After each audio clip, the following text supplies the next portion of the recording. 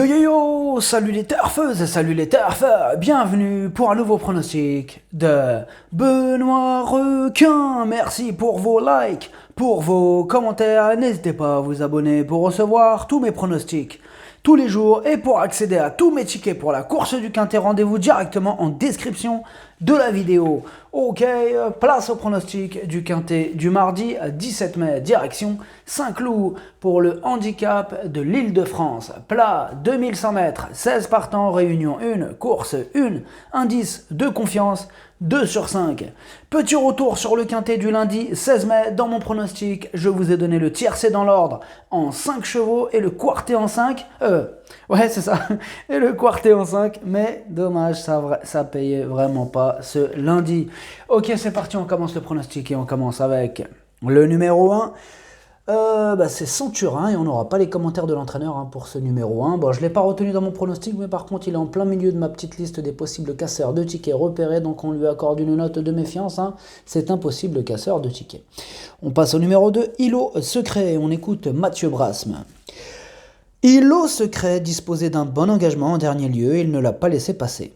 C'est mérité car il avait besoin de reprendre du moral en s'imposant, lui qui se donne toujours à fond dans les quintets. Cette victoire lui a donné du baume au cœur et arrive avec un moral d'enfer sur ce tournoi. Logiquement, il détient une belle carte à jouer. Bon alors ce numéro 2 me plaît bien, je l'ai mis en 3e position.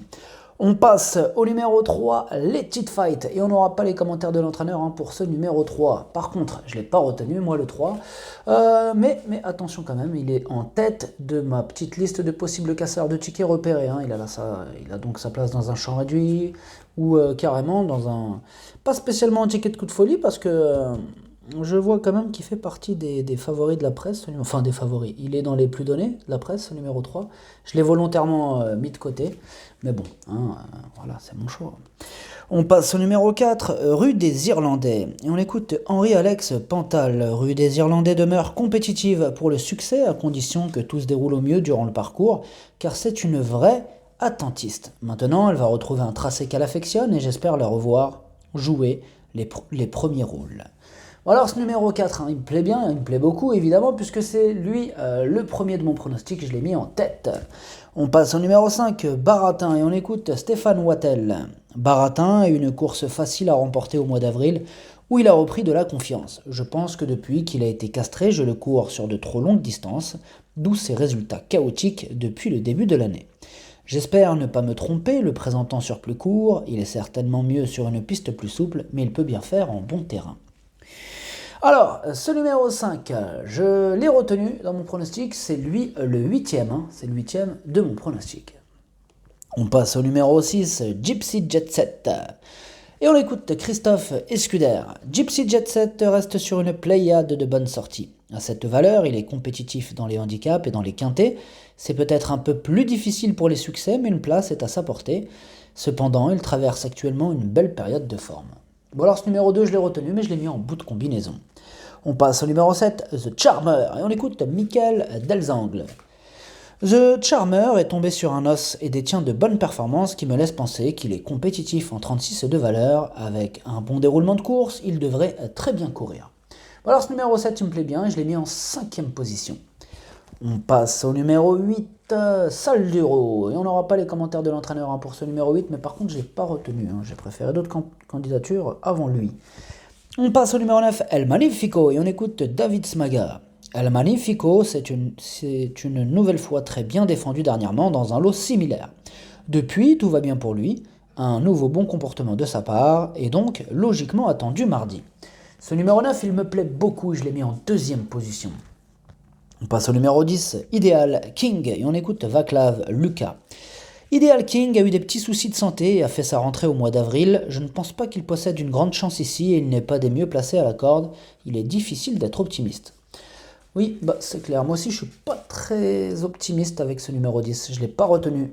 On passe au numéro 11, Naishan, et on écoute Georgios Alampinensis. Naishan reste sur 2 sorties relativement décevantes dans des courses similaires, sans qu'on puisse vraiment l'expliquer. Il est en effet fidèle à lui-même le matin.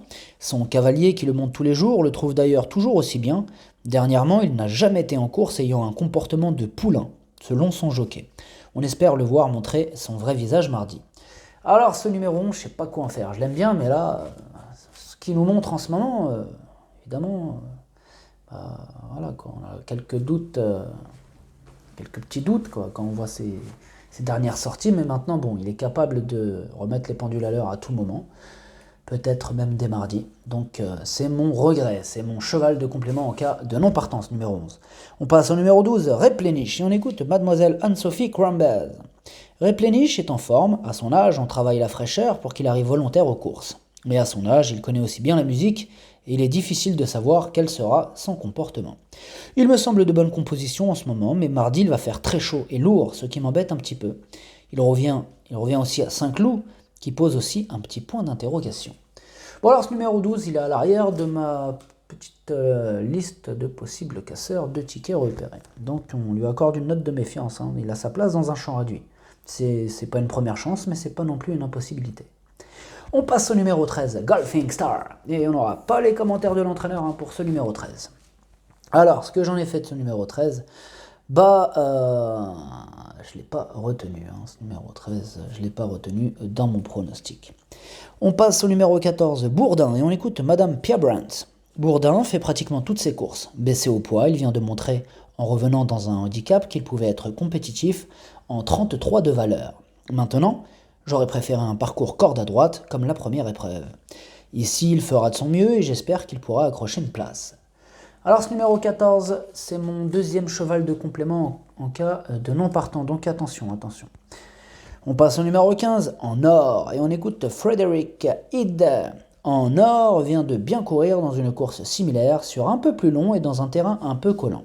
Le cheval est resté bien, il devrait bien se comporter, même si la distance peut être un peu courte.